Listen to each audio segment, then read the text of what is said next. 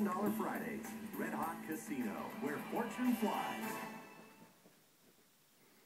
So here's the story everybody's going to be talking about today. Look at this video.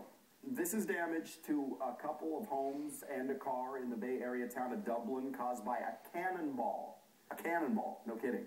John Sasaki reports it was part of an experiment for the show Mythbusters that didn't go as planned. Just after 4 p.m., a cannonball came crashing through this house in a quiet Dublin neighborhood. It's scary. It started at the nearby Alameda County Sheriff's bomb range. That's where a crew from the TV show Mythbusters was shooting an episode with a cannon when something went wrong.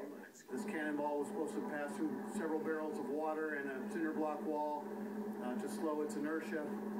When the shot was fired, it misfired. The cannon lifted. The cannonball apparently hit something that caused it to shoot over the hillside that protects the neighborhood below. It bounced in front of the house on Casada Place, through the front door, up the second floor, and exited through a back wall. Then it flew over Tassajara Road, ricocheted off the roof of another house before smashing into this minivan.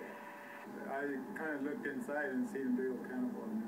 Yeah. Okay, so I just got out of the van 5 minutes earlier, so I'm surprised that my kids were inside the van. So lucky. Yeah, so lucky. The sheriff's office spoke with the Discovery Channel, which airs Mythbusters. They're very sorry that this occurred, and they have safety measures that are in place. They did have a misfire, and that they are going to they have insurance for these kinds of things. With John Sasaki reporting, nobody was hurt. The family whose home sustained the most damage was asleep at the time. By the way, Mythbusters has used the site in Dublin in about 50 previous episodes. Well, up next.